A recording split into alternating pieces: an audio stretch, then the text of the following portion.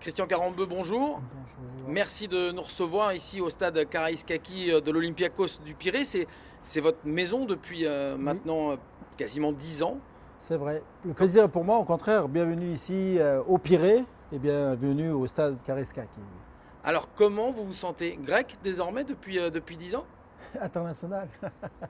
Oui, bien évidemment grec, de par la position, mais en même temps euh, d'être là, de s'y adapter, de partager le quotidien et de pouvoir oui, essayer d'amener ce grand club en Europe oui, voilà, on va dire en Europe, parce que demain, ce sera aussi une partie européenne. Oui. Une partie européenne effectivement. On parlait de ce grand club, Mhm. le plus grand club grec, Exact, le plus titré, 47 fois champion de Grèce. c'est vrai. Qu'est-ce qui vous a décidé à revenir ici après vos 3 années passées en tant que joueur? Écoutez, comment on peut dire, c'est le président Marinakis qui a demandé auparavant aux, aux supporters d'élire je dirais, ceux qui ont marqué le club, les joueurs qui ont marqué le club. Et mon nom est arrivé dans les premiers avec Giovanni et tant d'autres. Et il nous a invités tous les deux à justement présenter le titre à cette époque-là. Et depuis, il nous a interviewés sans qu'on le sache. Et puis après, il m'a demandé de revenir. Votre rôle a évolué au fil des années. Vous êtes arrivé Oui, vraiment dans un rôle de conseiller du président. Comment ça s'est passé? exactement, Racontez-nous. exactement. Donc je suis arrivé en tant que conseiller et bien évidemment essayer de restructurer un peu le club dans son ensemble, regarder point par point, département par département, ce qu'on pouvait amener ou innover. Et Dieu sait que M. Marinakis a été très, je dirais, euh,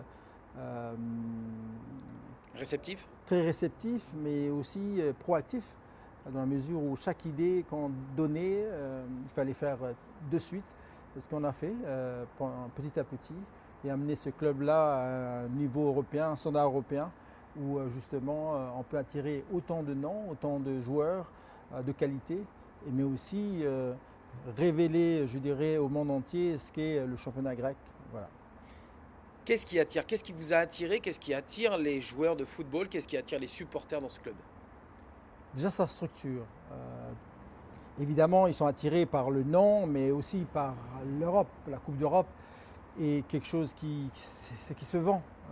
C'est comme ça je dirais, c'est comme ça qu'on essaye d'attirer les joueurs. Mais bien évidemment, on a quand même, je dirais, une aisance financière, un équilibre financier qui nous permet de pouvoir attirer des stars, du ballon rond, mais en même temps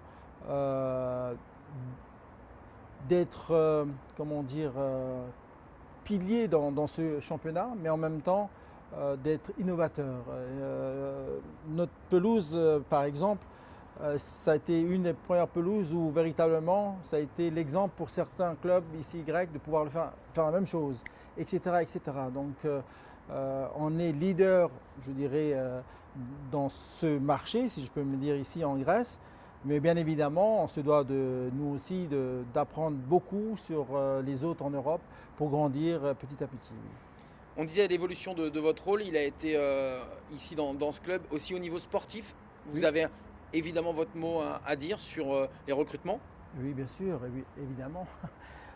Mais je crois que c'est toujours une décision collective, dans la mesure où c'est vrai qu'on a un profil de joueurs qui pourraient éventuellement jouer dans ce stade, sachant qu'il y a la pression qui est quotidienne.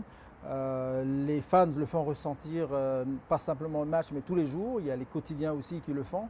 Donc, bien évidemment, chaque profil est bien étudié. Euh, Peu importe la qualité du joueur, il faut surtout le caractère du joueur. Parce que pour s'installer ici et surtout s'imposer, c'est deux choses différentes.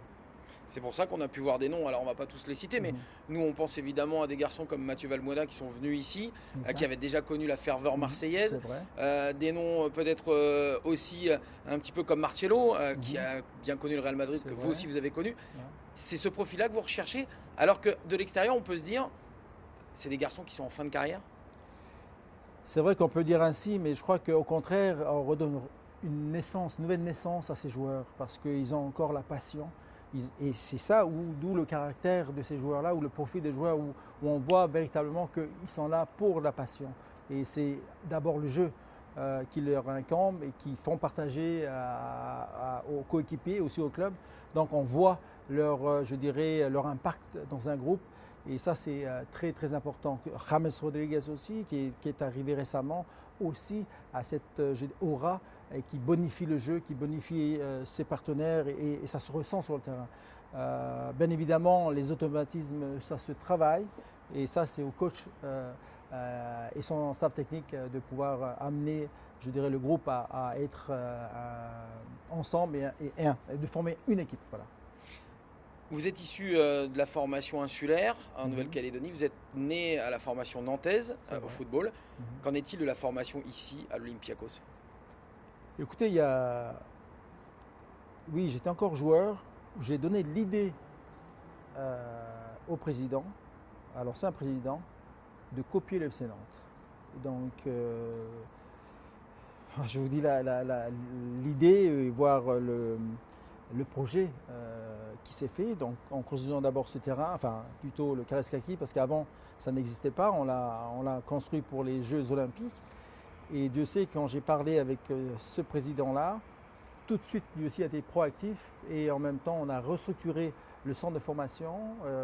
Certains ingénieurs ont été visiter le centre de la Genelière pour essayer de faire à l'identique. Malheureusement, on n'a pas assez de terrain.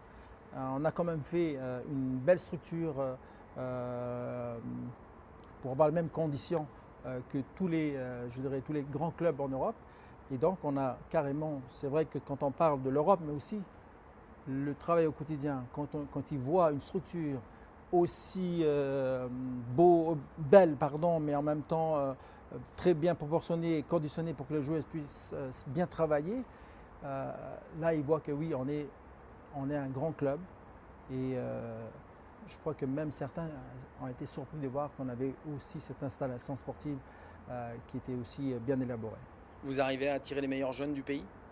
Bien évidemment, quand on parle que l'Olympiakos qui a gagné plus de 47 fois le championnat, mais surtout c'est que plus que la moitié de la Grèce supporte l'Olympiakos, ça veut tout dire. Donc la plupart des enfants veulent venir jouer ici à l'Olympiakos. Cela dit, il faut un travail au quotidien pour les détecter, mais en même temps les amener au centre sportif, les éduquer et leur donner une belle formation pour qu'ils puissent demain fouler cette pelouse.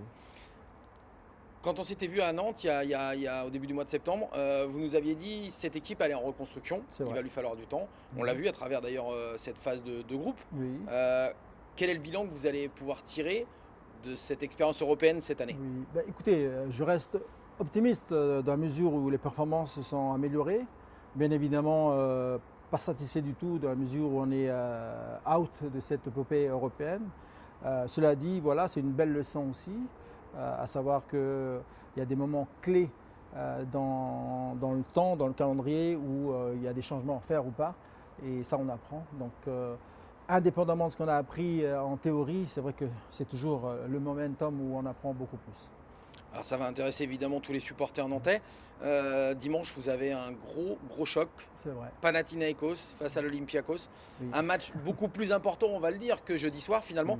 Vous allez laisser filer jeudi le match? On ne va pas laisser filer. Je crois que c'est l'opportunité pour, après c'est le coach qui décidera, aux gamins, aux jeunes de pouvoir aussi être en vue. Je crois que la Coupe d'Europe, c'est aussi une promotion du club, d'un club. Si on a justement une pépinière, autant lancer des jeunes. On a fait déjà depuis. Mais laisser le match, non, je ne crois pas. Je crois qu'il y aura déjà une ferveur ici que vous allez entendre dès demain, dès jeudi, où là, personne ne va laisser le match ou lancer des fleurs. Mais je crois que... Il y aura quand même du monde. Ah oui. Vous nous assurez à tous les matchs, même s'il n'y a pas d'enjeu, il y a du monde. Il y a toujours du monde. Attention, c'est vrai que dimanche, c'est très important. C'est vrai que dimanche, c'est le derby de l'année. En plus, ils excellent en ce moment. Le Panathinaikos est leader du championnat. Donc, on va chez eux. On se doit de confirmer qu'on est les champions. Jeudi, ça sera encore l'occasion de retrouver un personnage que vous connaissez bien, puisque c'est Antoine Comboiré. Alors, c'est vrai qu'on n'arrête pas de parler de vous deux depuis plusieurs mois avec ses retrouvailles en Coupe d'Europe. C'est obligé. Oui. Lui, Il en parle tout le temps. Vous, c'est vrai qu'on n'a pas eu l'occasion de vous en parler. Alors, on va vous poser la question. Il parle de vous comme de son petit frère. Oui. C'est vraiment cette communion que vous avez là? Oui, bien sûr, c'est réciproque, évidemment. Je le vois comme le grand frère qui m'a accueilli à la Jonelière, qui m'a accueilli dans sa maison. Et en même temps, c'est un modèle pour toute l'Océanie, pas simplement la Nouvelle-Calédonie, mais l'Océanie, celui qui a réussi en tant que joueur, mais aussi maintenant en tant que manager. Donc ça, c'est essentiel et primordial chez nous, oui. Vous avez suivi tout son parcours, vous l'aviez très souvent au téléphone depuis toutes ces années? Oui, bien sûr, bien sûr. Quand j'étais gamin, quand j'étais au FC Nantes, et bien évidemment, je l'appelais pour les conseils, ce que je pouvais faire et qu'est-ce que je pouvais faire de mieux pour prendre, je dirais, le chemin. Et grâce à Coco Suedo, et tiens, je rends hommage aussi à la famille Toumla, qui nous a quittés, M. René Toumla, un ami cher, qui a été aussi notre président, ou qui nous a vu justement s'éclore, oui, qui nous a vu grandir, qui nous a vu voler les petits canaris, ceux de la Jonelière, je pense à bien évidemment les Wedek, les Pedros et les Locaux et tant d'autres. Cette génération qui a réussi à faire je dirais, un parcours exceptionnel. Et voilà, donc je voulais rendre hommage à cette équipe-là et en même temps, oui, Coco Suedo et les autres. Oui. Antoine Kombouaré, ce qu'il arrive à faire depuis son arrivée au FC Nantes, qu'est-ce que vous en pensez? Ce qu'il a fait est... Waouh. Il n'y a pas de mots, c'est juste... il a fait un miracle en fait. Il est arrivé, c'était presque la Ligue 2. Le maintien comme mission accomplie, et là, boum, l'Europe est déjà tout gagné, et, voilà, déjà qualifié. Ça fait combien d'années? 32 ans? Je ne sais plus. Combien d'années? Depuis 2001, dernière Ligue des Champions. Depuis 2001. Donc, quelque part, ça veut dire qu'après, waouh, après Suedo et Denouex, c'est Antoine. Chapeau. Wow. Ces 2 décennies, oui. Vous qui avez connu la Jonelière, vous qui avez connu ces grandes heures nantaises, ça a été une autre option, un autre désert à franchir avant d'arriver avec le retour d'Antoine Kombouaré? Nous, ça a été difficile dans la mesure où on avait eu un déficit financier qui a fait que les pros, entre guillemets, étaient obligés de partir. Et nous, les jeunes, on s'est intégrés directement à la première équipe. Et on a réussi à faire quelque chose ensemble grâce à M. Suedo et bien évidemment Denouex qui est derrière aussi et qui a pris par la suite le relais. Et là, Antoine, le désert fait que je crois que c'est aussi un moment je dirais, de réflexion, de recherche. C'est vrai que même si aujourd'hui il y a eu des des malentendus ou des périodes négatives avec le FC Nantes et là aujourd'hui sous la présidence de Kita. Voilà, je crois que le FC Nantes à nouveau revit et tant mieux. C'est pas éphémère pour vous? Il y a vraiment... on a retrouvé quand même... Déjà, j'ai vu la finale, j'ai été à la finale contre Nice. Il y a eu, je ne sais pas combien, 60 000 personnes ou plus, Nantais qui sont arrivés, ça ne s'est jamais vu. J'aurais aimé être là, j'aurais aimé faire cette finale moi aussi. Bon, moi je l'ai perdu, mais c'est vrai que... Vous avez vibré en tout cas? Non, mais j'ai été surpris, agréablement surpris de voir que Antoine voilà, c'est pour ça que je dis que c'est un miracle, parce qu'il a fait cette arrivée, l'état d'esprit est là. Les vagues jaunes sont revenues, ça s'est jamais vu depuis longtemps, enfin si, chez nous dans notre génération, et là je l'ai vu en vrai, j'ai dit waouh, il a fait quelque chose, il a accompli quelque chose sur le terrain, enfin les joueurs et lui et son staff, donc oui, bravo. Bon, vous allez vous revoir évidemment demain, après-demain, ici même. Votre avenir, il est ici à l'Olympiakos? Je ne sais pas. L'avenir nous dira. Non, en tout cas, moi, je suis très bien ici. Bien évidemment, j'ai eu l'honneur d'avoir ce rôle et surtout qu'on me l'a donné. Voilà, j'apprécie ce que me donne M. Marinakis en tant que tel. Donc, j'apprécie. C'est pour ça que pour moi, demain, c'est toujours une interrogation, pardon. Mais en tout cas, voilà, je suis très bien ici.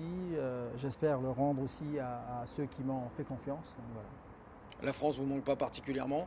Vous avez connu plein de pays, vous avez connu l'Espagne, l'Italie, la Nouvelle-Calédonie aussi, le continent. Oui. Rien ne vous manque finalement, vous êtes partout chez vous? On est en Europe, donc oui, j'ai toujours dit que je suis un citoyen du monde, donc je continue le foot. Le foot est une plateforme mondiale, donc. Bon, pour l'instant pas à Nantes alors. Il y a déjà Antoine à Nantes. Oui, mais en tant que directeur sportif, ils ont besoin, ils n'en ont pas. Oh non, ils en ont. Non, je crois que voilà, pour rester sérieux, oui, je suis très bien ici parce qu'on m'a offert ce job. Et voilà, donc il y a toujours un projet. Le projet aujourd'hui n'est pas encore terminé parce que mon projet, c'est un projet ambitieux, c'est d'emmener ce club-là en finale de Coupe d'Europe. Ça, je l'ai répété maintes fois, même si je sais que nos amis en face se moquent de moi, mais l'idée est là, de créer un club européen. Merci Christian Larambeu. Merci à vous.